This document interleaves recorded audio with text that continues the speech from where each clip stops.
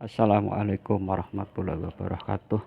Sambungan ke-9 yaitu kisah taubatnya Sayyidina Ka'ab bin Malik radhiyallahu anhu karena tidak ikut dalam perang Tabuk. Ketika itu banyak sekali kaum muslimin yang akan menyertai baginda Nabi Shallallahu Alaihi Wasallam, sehingga sulit menuliskan semua nama mereka dalam daftar.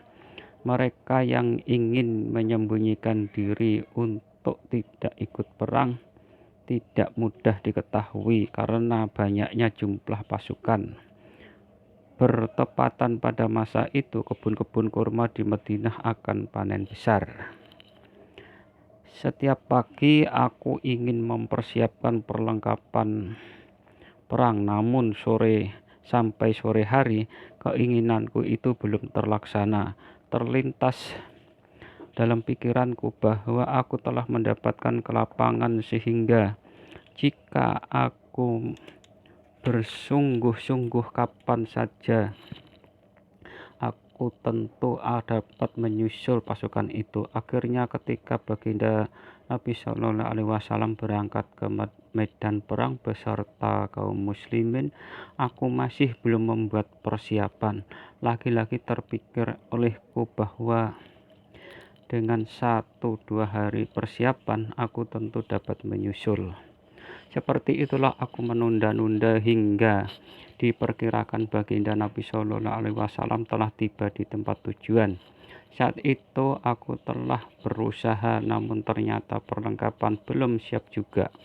Ketika aku perhatikan keadaan sekeliling Madinah Thayyibah, ternyata yang kulihat hanyalah orang-orang yang sudah dikenal kemunafikannya dan orang-orang yang ujur.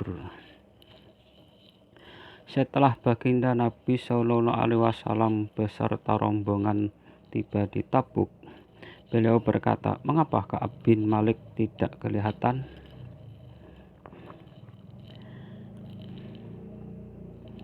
Seorang sahabat menjawab, "Ya Rasulullah, harta dan kesejahteraannya telah memikat dirinya." Sayyidina Mu'ad radhiyallahu anhu menyahut, "Itu tidak benar. Selama ini kita mengenal Ka'ab seorang yang baik." Namun baginda Nabi Shallallahu Alaihi Wasallam diam saja tanpa mengucapkan sepatah kata pun. Beberapa hari kemudian, ku dengar berita kepulangan baginda Nabi Shallallahu Alaihi Wasallam. Aku langsung merasa takut dan cemas. Terlintas di dalam hati untuk memberi alasan bohong semata-mata untuk menghindari kemarahan baginda Nabi Shallallahu Alaihi Wasallam. Dapat saja aku berbohong, lalu di kemudian hari aku akan meminta kepada beliau untuk memohonkan ampunan kepada Allah Subhanahu wa Ta'ala untukku. Aku pun bermusyawarah dengan setiap keluarga yang berpengalaman. Tetapi setelah mendengar baginda Rasulullah SAW benar-benar telah tiba, maka keputusan hatiku adalah tanpa kejujuran aku tidak akan selamat.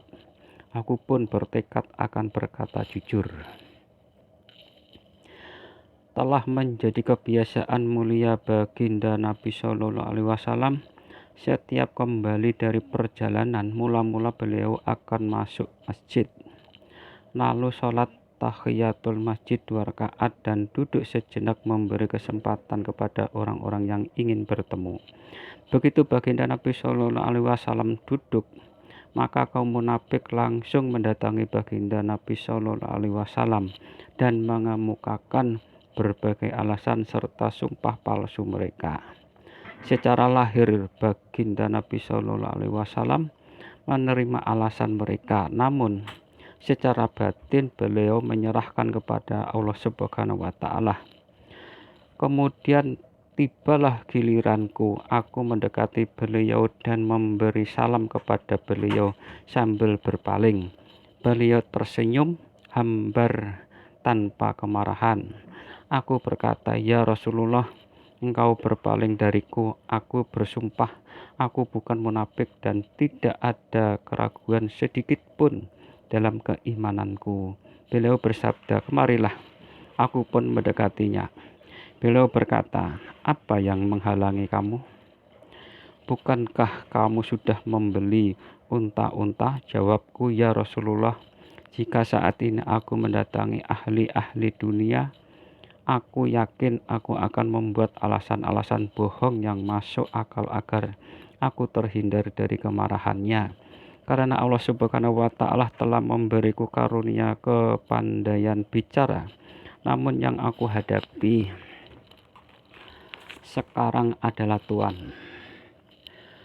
Aku paham jika aku berbohong walau Tuhan menjadi rela kepadaku. Namun sebentar lagi Allah Subhanahu wa Ta'ala pasti akan memurkaiku. Sebaliknya, jika aku jujur sekarang, Tuhan mungkin akan memarahiku. Tetapi tidak lama kemudian, Allah yang Maha Suci akan menghilangkan kemarahan Tuhan. Untuk itu aku akan berkata jujur. Demi Allah, aku tidak ada ujur apapun. Aku dalam keadaan bebas dan lapang yang tidak pernah kualami sebelumnya. Beliau bersabda, dia berkata jujur. Kemudian beliau bersabda, berdirilah, nanti Allah Subhanahu wa Ta'ala sendiri yang akan memutuskan masalahmu. Demikianlah kisah perjalanan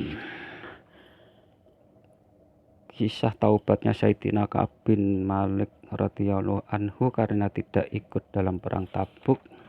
Nanti akan kita sambung kisah ketiga karena kisahnya ini panjang. Semoga Allah bisa merahmati dan memberikan kebahagiaan kepada kita dan para hadirin yang mendengarkannya. Subhanallah wa bihamdihi, subhanallah wa bihamdika, asyhadu an la ilaha illa anta, astaghfiruka wa atubu ilaik. Wa sallallahu ala sayyidina Muhammad wa ala alihi wasallam. Alhamdulillahirabbil alamin.